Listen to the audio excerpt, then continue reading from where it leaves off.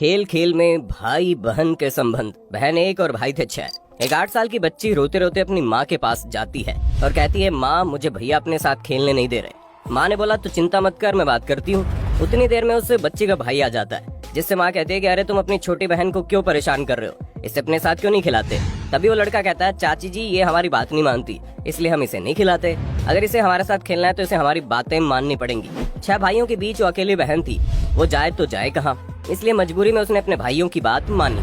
पर जब खेल शुरू होता है तो एक ऐसा खेल होता है जिसकी उम्मीद कभी किसी ने नहीं की थी, और जब आपको उस खेल के बारे में पता चलेगा तो आपके भी रोंगटे खड़े हो जाएंगे और अपने बच्चों के लिए आपकी चिंता और ज्यादा बढ़ जाएगी। दोस्तों, ये सच्ची घटना छत्तीसगढ़ के अंबिका नगर जिले की है, जहाँ पर गांधी नगर नाम का थाना लगता है। और यहीं पर एक गांव है जिसमें एक पूरा संयुक्त परिवार रहता है, जहाँ चाचा ताऊ वगैरह सभी जॉइंट फैमिली में रहते हैं। इस परिवार की एक 8 साल की बच्ची है जिसकी तबीयत कुछ दिनों से खराब चल रही थी।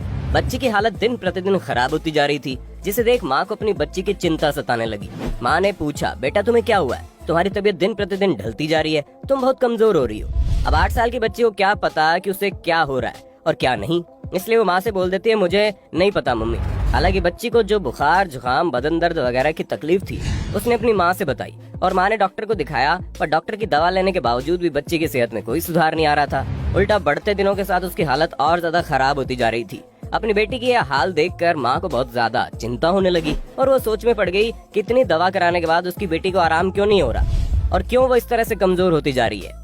हालात इतने नाजुक हो गए कि 3 फरवरी 2022 को उस बच्ची की तबीयत बहुत ज्यादा बिगड़ गई। उसके पेट में तेज दर्द होने लगा। जहाँ एक तरफ बच्ची के पेट में दर्द हो रहा था, उसे डॉक्टर के पास लेकर जाया जाता है, वहीं दूसरी तरफ उसी बच्चे का बड़ा भाई, जिसकी उम्र लगभग 18 साल के आसपास होगी, जो बाकी बच्चों से थोड़ा बड़ा था और जो 6 बच्चे आपस में खेलते थे उनके साथ वो नहीं खेलता था। वो लड़का कुछ ऐसी बातें सुनता है जो शायद उसे बहुत पहले सुन लेनी चाहिए थी। बातें सुनने के बाद वो लड़का सीधा अपनी माँ के पास जाता है और बोलता है, माँ मुझे कोई ना कोई गड़बड़ लग रही है, कोई तो ऐसी चीज है जो नहीं होनी चाहिए थी और हम अभी तक उससे अनजान है। अपने बड़े और समझदार बेटे की सारी बातें सुनने के बाद माँ ने वही चीज अपनी बेटी से पूछी, क्या चल रहा है। ये सब पूछने के बाद माँ को अपनी बेटी से जो बातें पता चली उसे सुनने के बाद उसके पैरों तले जमीन खिसक जाती है। असल में दोस्तों, एक ही परिवार से ताल्लुक रखने वाले वो 6 बच्चे जो चाचा ताऊ और आस पड़ोस के भाई पाटीदार लगते थे, वो सभी एक साथ रहते और खेलते थे। लेकिन उनका ये खेल इतना ज्यादा खतरनाक बन जाएगा किसी ने न सोचा था। चाहे सारी बातें ऑनलाइन शिक्षा से शुरू होती है, जिनमें एक बच्चा 13 साल का होता है जो 6ठी क्लास में पढ़ रहा होता है और वो अपनी क्लास में ऑनलाइन पढ़ाई करता है। साथ ही वो लड़का बाकी बच्चों के साथ भी खेल कूद कर अपना समय बिताता था। खेलते खेलते कब उसके मोबाइल पर कुछ ऐसी साइट खुल जाती है जिसे देखकर वो सभी बच्चे हैरत में पड़ जाते हैं। जी हाँ दोस्तों, आपने बिल्कुल सही अंदाजा लगाया। ये साइट कोई और नहीं बल्कि गंदी फिल्मों वाली साइट थी, जो अपने आप ही बच्चों से खुल गई। अब जाहिर सी बात है, जब ये सारी चीजें किसी के सामने खुल जाती है तो वैसे देखे बिना तो नहीं रह पाता। जिज्ञासा में आकर इन सारी चीजों को देख ही लेता है, और ठीक ऐसा ही उस लड़के ने किया।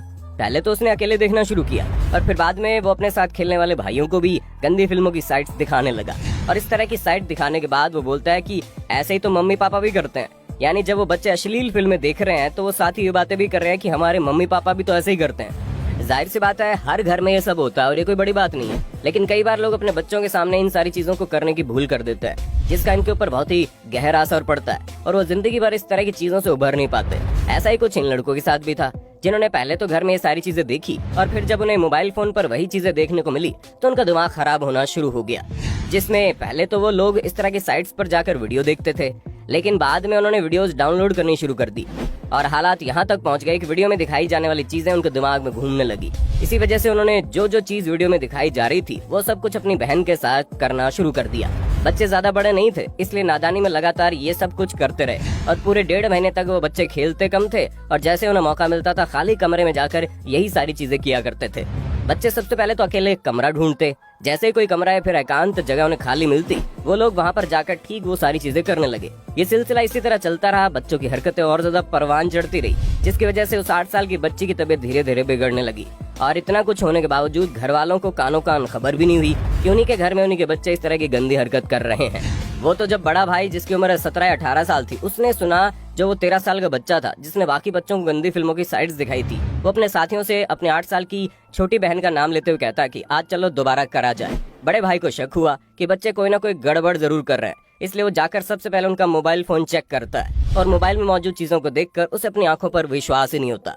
गुस्से में आकर वो सबसे पहले अपनी माँ से सारी बात बताता है। जिसके बाद माँ अपनी छोटी बच्ची से सारी बातें पूछती है और जब उसे उन सारी बातों के बारे में मालूम चलता है तो वो गुस्से में आकर अपनी सास से घर के बच्चों की शिकायत करती है और फिर पूरे घर में हड़कंप मच जाता है। पर माँ तो माँ होती है, वो अपनी बेटी के साथ होने वाली इस दरिंदगी को भला कैसे भूल सकती थी। इसलिए वो तुरंत गांधीनगर थाने जाती है और उन सारे बच्चों के खिलाफ पुलिस थाने में मुकदमा दर्ज कराती है। मुकदमा भी कोई छोटा मोटा नहीं होता, बल्कि बहुत बड़ी बड़ी धाराओं में मुकदमा दर्ज होता है, जहाँ धारा 294, 323 के अलावा भी बच्चे की माँ अपने घर के उन बदमाश बच्चों के ऊपर कई सारी धाराएं लगाती है।